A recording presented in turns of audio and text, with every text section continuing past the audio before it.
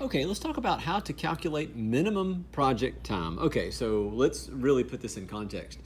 A minimum project time would be the time it takes to do everything that needs to be done. So we're going to actually go for the maximum number. That'll make sense in a few minutes, but we'll get there. So suppose that in each of these vertex edge graphs, every vertex represents a task. So you're going to be doing whatever A represents. You're going to change your oil, and then you're going to change this, and then you're going to do that. But one thing leads to another. The tasks that are connected are required to complete the next task. So you fill up your bucket with water, and then you wash your car, and then you dry the car, but then you have other things that are connected in a different way. Maybe this is the interior of the car when you're washing the car. It's one of those kinds of things. So we want to figure out the least number of days required to finish all of the tasks, and what's the path that leads to the minimum number of days required. And again, don't let that minimum throw you off. Don't let the word minimum really throw you off, because we're really going to be looking for the biggest, because it all has to be done. So we'll put that in context a little more later. But here's the process. We are going to go to each vertex and figure out the length of time it takes to get there. The biggest length of time it takes. So let me zoom in a little bit more, because these graphs are a little bit small. So I start whatever I'm doing. And when I start whatever I'm doing, then it takes me 0 minutes to get to A and 0 minutes to get to B. By the way, this is not the only way to think about this. If I want to go to E, well, I had to do B first. And it took me 10 minutes to get there. And then if you're going to go here, you could say, oh, that takes 12 minutes. Let's hold off that thought now. There are a couple things I have to do before I ever get to F. I don't know what they are. This isn't very well defined, but there are a couple things that I have to do. So let's explore this up here. To go from A to C, it's going to take 5 minutes or 5 hours, whatever the 5 represents. Let's say minutes. Then to go from C to D, that's going to take 8 minutes. So the 5 plus the 8 is going to give me 13. And so now we have a situation where in order to complete that, whatever that is, maybe you're driving your car back to your neighbor, whatever it may be. Whenever you're completing this after you've washed the interior and the exterior, or maybe that's backwards, whatever it means, we're going to have 14 minutes to complete this and 12 minutes to complete that. We're going to take the big one, okay? And if it says minimum, why do we take the big one? Because everything has to be done. All right, so here goes. Let's take this idea and run with it. If this is washing the outside of the car, and this is washing the inside of the car, then it's going to take me 14 minutes to do this and 12 minutes to do that. I'm going to assume in each of these situations that we can do both at the same time. So I can do this simultaneously. Otherwise, they'd be connected, right? Otherwise, I'd be like, oh, I've got to do the outside, then the inside. So maybe this isn't the best example. But an example I like to use often is when you're building a house. Maybe I'm building a house and I can do electrical work while I'm doing plumbing. One is not necessarily needed for the other. Maybe there's a little bit of overlap, more than I realize. But there are some things I can do without worrying about it. I can pave the driveway while they work on the sheetrock on the inside, and there's no overlap. And I have a different crew doing each one. So it takes 14 minutes to do this. It's going to take 12 minutes to complete this. So it's going to take at least. So when it says minimum, I'm really thinking of the phrase at least. And at least, just to be mathematical about it, means you really pick that one or something greater. So at least really means greater than or equal to be honest, because it's going to be that one or more. So let's finish this task. When I get to F, it takes 0 time for me to do whatever task F is, so it's going to take 14 minutes. And the path that takes the maximum amount of time is this path here, from start to finish.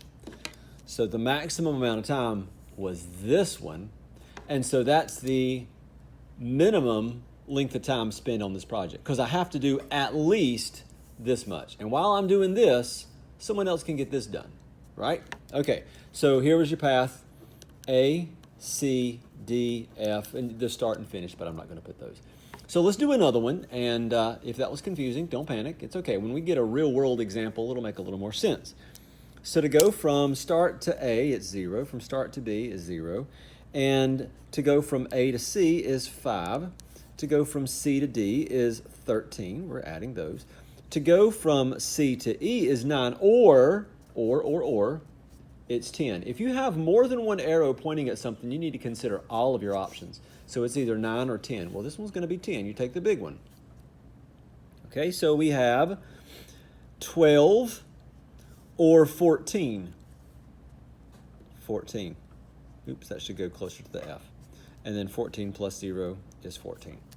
All right, here's what just happened. This one was a little different than the previous one because I had to do whatever this task was before I could do this one. And in order to do that one before I did that one, that meant I had to explore more options when I got here. Maybe I add 5 and 4, maybe I add 0 and 10. That's what I do. So let's trace that path. The one that gave us 14, I kind of like to go backwards on this one. So we did that, we did that. There and there. So it actually is the same answer. So A, C, D, F. But again, while we're doing this, someone else can be doing this one. Now, they can't get to E until we finish C, though. That just can't happen. All right, now things get tricky. To start at A, it takes 0. To go to B, it takes 1. To go to C, it takes 2, 1 plus 1. To go to D, it takes 2 plus 3. Every time I'm doing this, I'm looking to see how many arrows are pointing to something. So in just a minute, when I get to F and when I get to G, I'm going to have to consider this one and this one, or this one and this one, or on H, this one and this one. We need to consider those. So let's kind of go down with this. So I can't go forward until I'm able to compare it with the other arrow going into F. 1 plus 1 is going to give you that.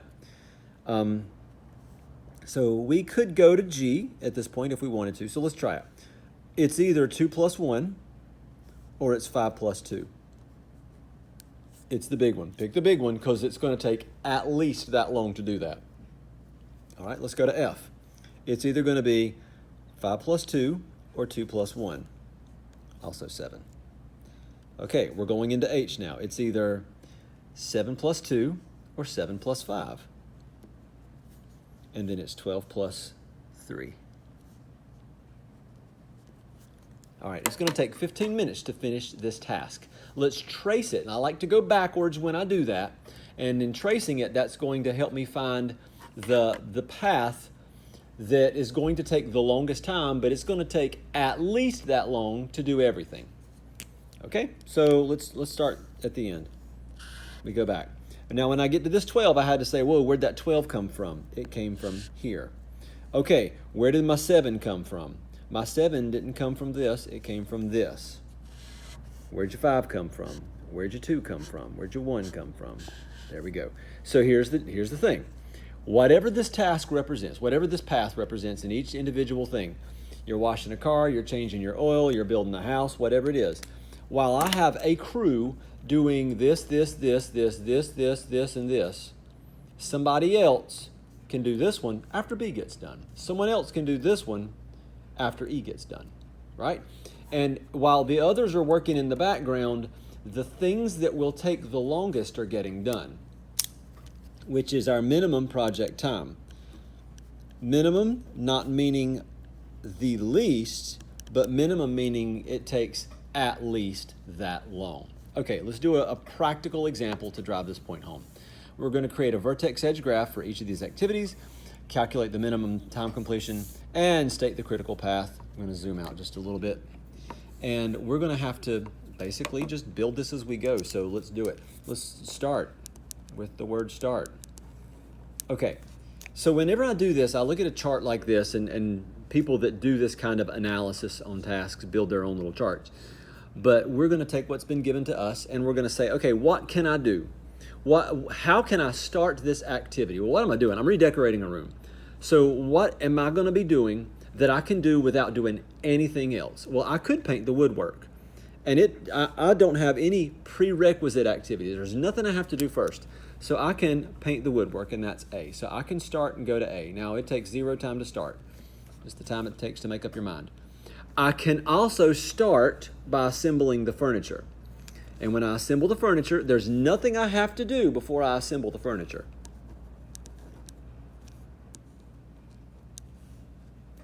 All right. So let's keep going. I'm going to write the letter C. And we're going to see what needs to happen in order to put a C. I'm going to fit my carpet. When I fit my carpet, it's going to go, and I'm putting it in some random place. When I fit the carpet, I have to do D first and A first. I don't even have D on here, right? I don't even have D, not a D on the paper, right? So let's not deal with D yet, but I do need A before I do C. Okay? Now let's put D. Where do you want to put D? I'm going to put it in a practical place. I'm not going to put it way over here. In order to do D, I need to do A. So I'm going to put D right here. So I need A to do D, and in order to do C, I need to do A and D. So we can do that. Now, we could think about this a different way. And I'm going to digress a little bit here. If I have to do C, if I'm going to have to do A before I do C, but I have to do A before I do D, and D before I do C. Okay, this is getting confusing. I need both of these to do this. I need this to do this. I could go this way and not have the one that connects A and C. It's going to really give me the same. It's going to give me the answer that I need either way. Okay? If I'm confusing, it's all right. Before I hang my curtains, I have to have A and D. A and D is going to require me, or is going to lead me to hanging my curtains, which is E. Okay. Now, again, I just connected A to E and A to E and D to E. And when I did that, it's a little bit irrelevant because I had to do this before I could do that anyway. But if you're lost, it's all right. What we're going to do is just, now that we've written all our letters, let's put finish over here. And everything that leads nowhere goes to the finish. It may look confusing, but it's about to get really straightened out. Let's put a 0 here. I need to figure out how long it takes to do A. Oh, it takes 8 minutes to paint the woodwork. Everything coming out of A is 8. How long does it take to assemble the furniture? That's 4 minutes. Okay, everything coming out of B is 4 minutes. C is 5. D is 12. There are 2 of those. E is 2. And let's go. All right. We are going to find the at least path. It's really the big one, but we're looking for the minimum time. It takes 0 minutes to get to A and 0 minutes to get to B. To go to C, it takes either 8 or 8 plus 12, so 20. So this is why I said that I could leave this arrow off because I have to do this anyway. Okay? To go to E, it's going to take 8 plus 12, so 20, or 0 plus 8, so 20. Okay, to get to the end, it's either 25, 22, or 4. It's 25. Now, let's start highlighting. Let's go backwards. How do we get our 25? Boom. How do we get our 20? Boom. How do we get your 8? Boom. How'd you get your 0? That is the path that's going to take the longest time. So it's going to take at least that long, and that path is A, D, C. And we haven't done this yet, but let's do it. Let's figure out how long it takes. 25, well, we've done it, but we haven't written it down. So it's going to take 25 minutes. Let's keep moving.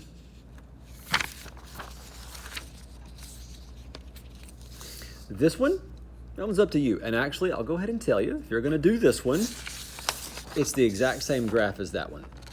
Just different numbers. Good practice. Okay, here goes. Let's replace a broken window pane.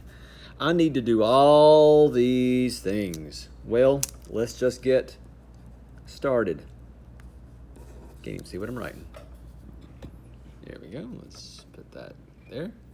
All right. What can I do without doing anything first? Oh, I could order the glass. Nothing needs to be done before I order the glass. So, A. I could buy putty.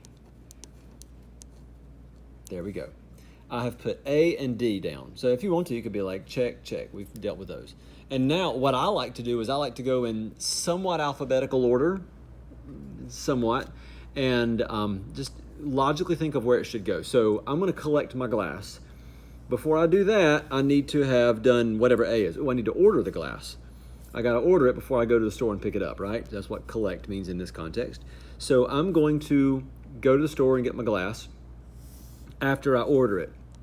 So A is going to lead to B. Okay, we've put B on our chart. We'll put the numbers in a few minutes. I can remove the broken pane. In order to remove the broken pane, I need to have done B and D. So I'm going to put C somewhere that B and D can logically reach them. Maybe you put it up here and you draw a big long arrow coming out of D. It doesn't matter. But there's that. Okay, we have just placed C. Let's keep going. Put the putty in the frame. When I put the putty in the frame, I hope that I have already done C, right? To do E, I have to have done C. Check. In order to put in a new pane, I should have done E. So F means I had to have done E first. All right. I just put F on my chart. Whoa, got out of focus. There it goes.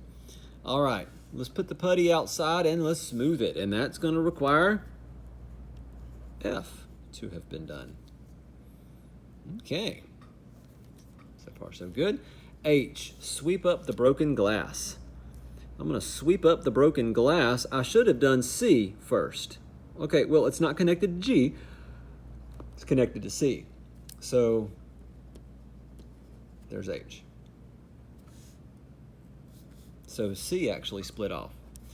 And I'm going to clean up. And that requires A, B, C, D, E, F, G, H. All right, well, let's not put an arrow out of all of them. That's irrelevant. So I is here.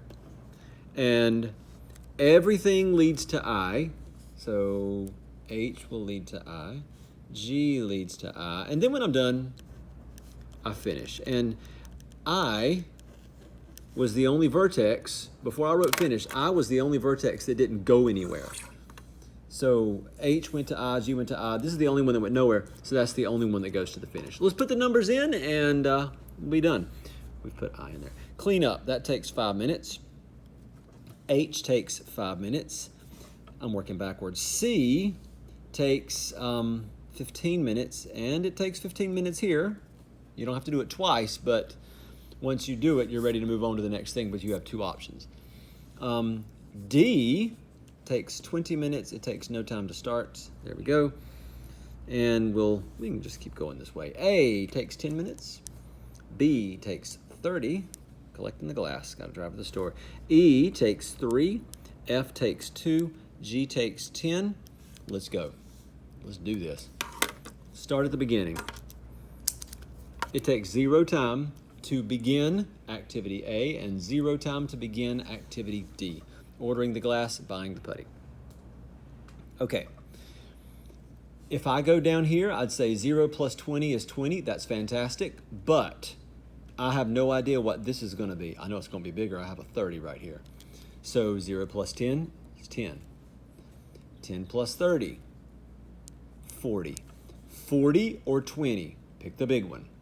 Okay, so far, and I normally don't do this, but so far, here's my path. I normally wait till the end before I highlight, but that's my path so far.